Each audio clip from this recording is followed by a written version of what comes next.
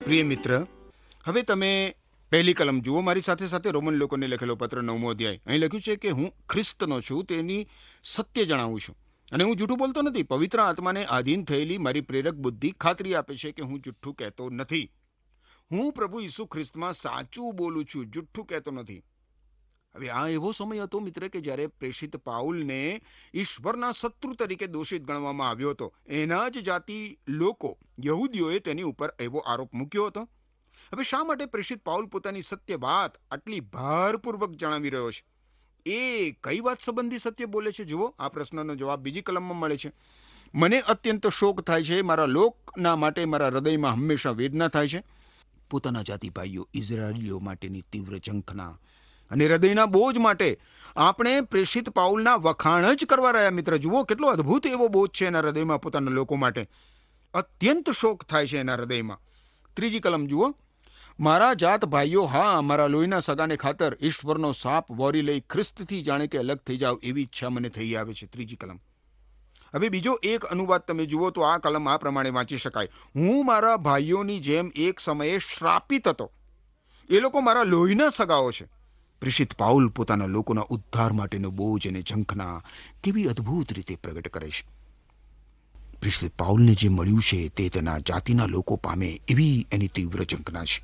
એના જાતિના લોકો પ્રભુ ઈસુ ખ્રિસ્તમાં મળતા અનંત સુખ અને આશીર્વાદને પ્રાપ્ત કરે એવી પાઉલના હૃદયની ઈચ્છા છે.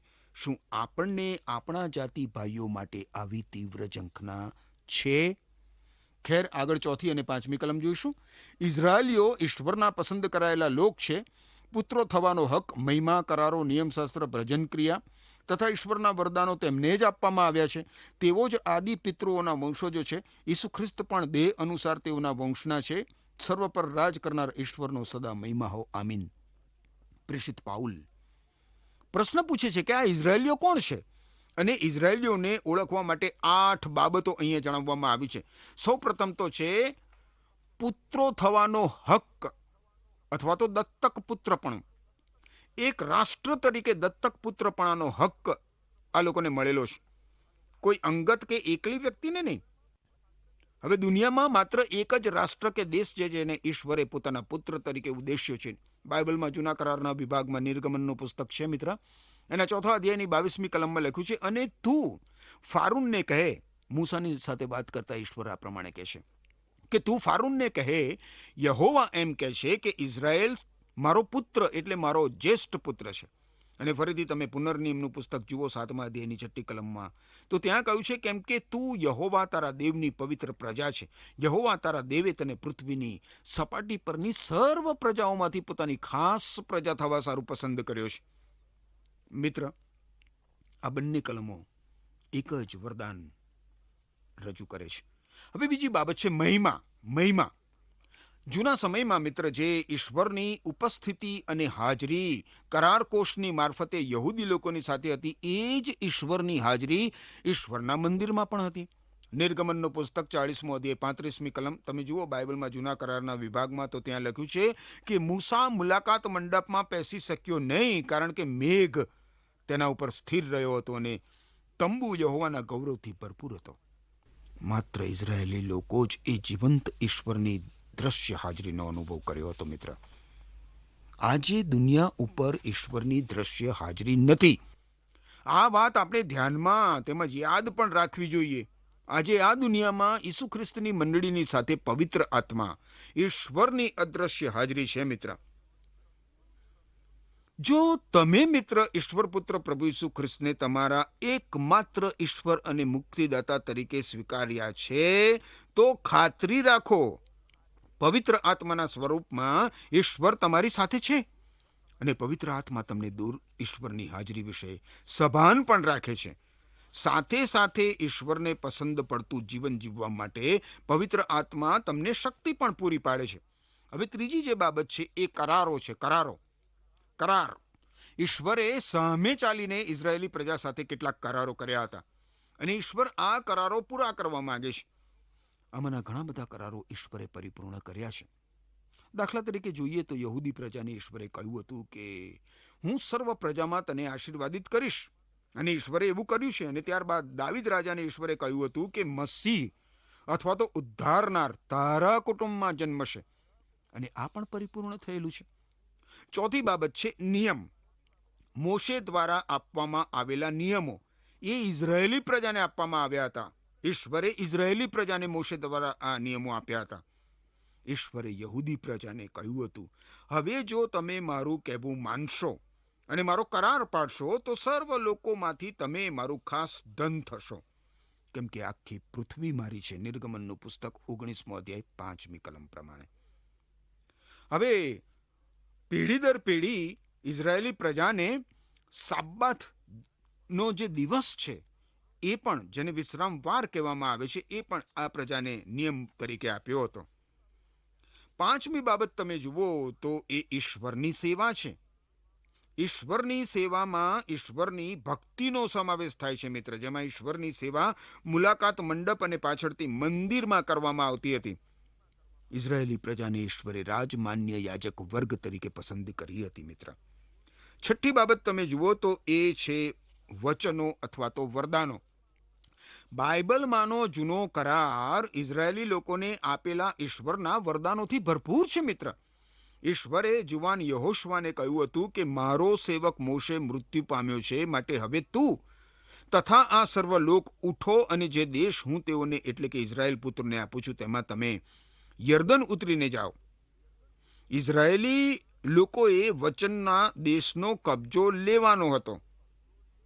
આમાં પણ એ પ્રજા નિષ્ફળ ગઈ. પરંતુ પ્રભુ ઈસુ ખ્રિસ્તના રાજ્યમાં આ વરદાન પરિપૂર્ણ થશે. હવે 7મી જે બાબત છે એ પિતૃઓને લગતી બાબત છે. મુખ્ય 3 પિતૃઓ અથવા પૂર્વજો છે ઇઝરાયેલી પ્રજાના. પહેલો છે અબ્રાહમ, બીજો છે ઈસાક અને ત્રીજો છે યાકૂબ. ઇઝરાયેલી પ્રજાને અબ્રાહમ, ઈસાક અને યાકૂબના વંશજો ગણવામાં આવે છે.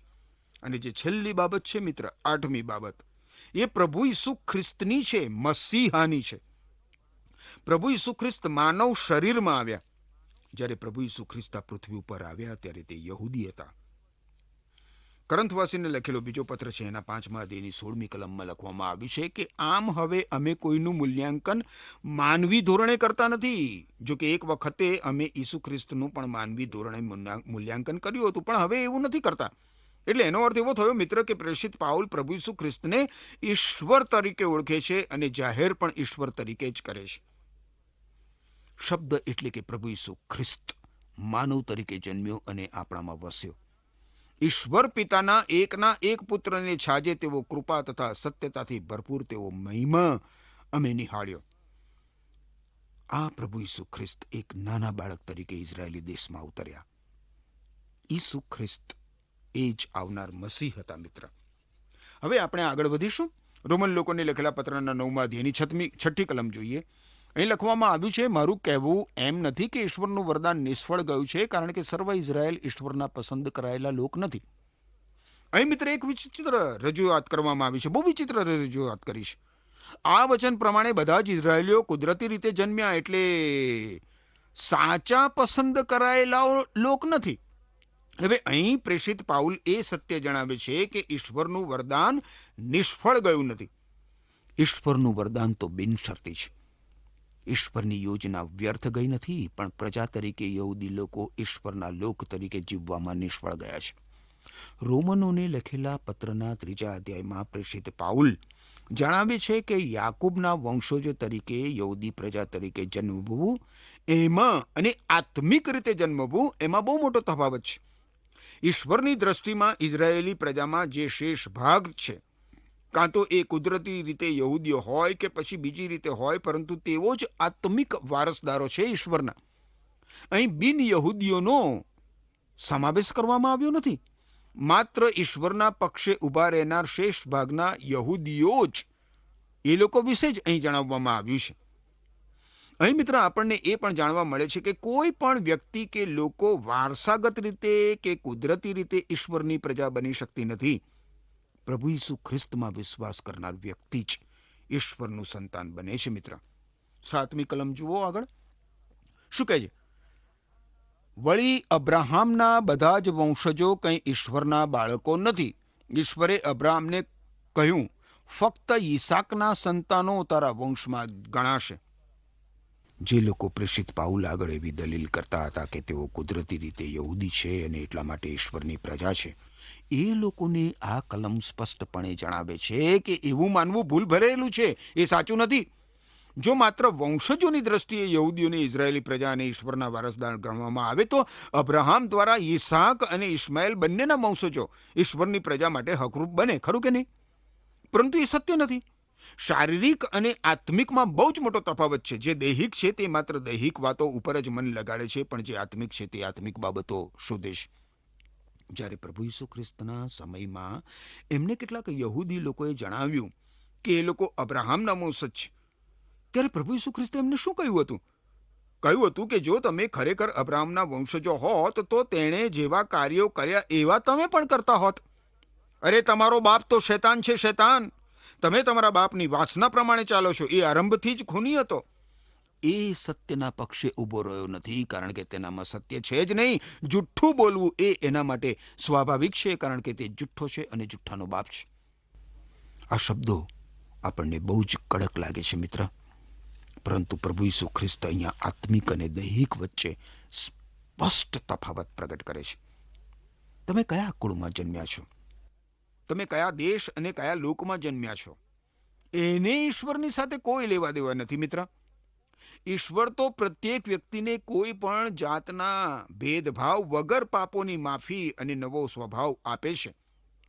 પ્રભુ ઈસુ ખ્રિસ્તમાં વિશ્વાસ કરનાર વ્યક્તિ નવસર્જન બને છે અને ત્યારબાદ એ પવિત્ર આત્માની આધીનતામાં જીવીને પોતાના જીવન દ્વારા ઈશ્વરનો મહિમા પ્રગટ કરે છે.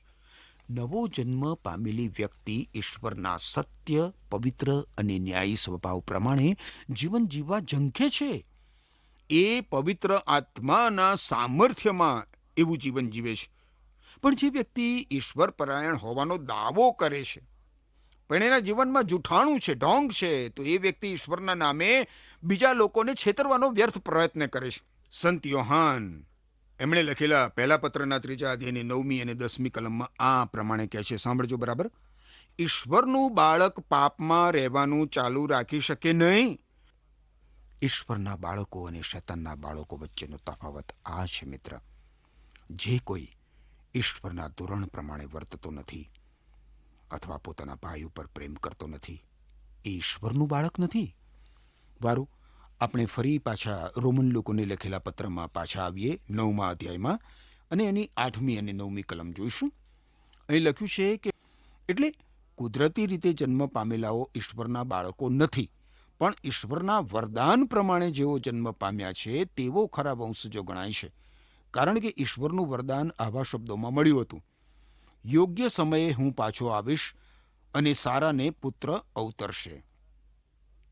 પ્રેષિત પાઉલ આ વિશે સ્પષ્ટતા કરતા ઈશ્વરના સંતાન તરીકે પસંદગી પામેલા અને પસંદગી નહીં પામેલા લોકો વિશે કેટલી બધી સ્પષ્ટ સમજણ આપે છે.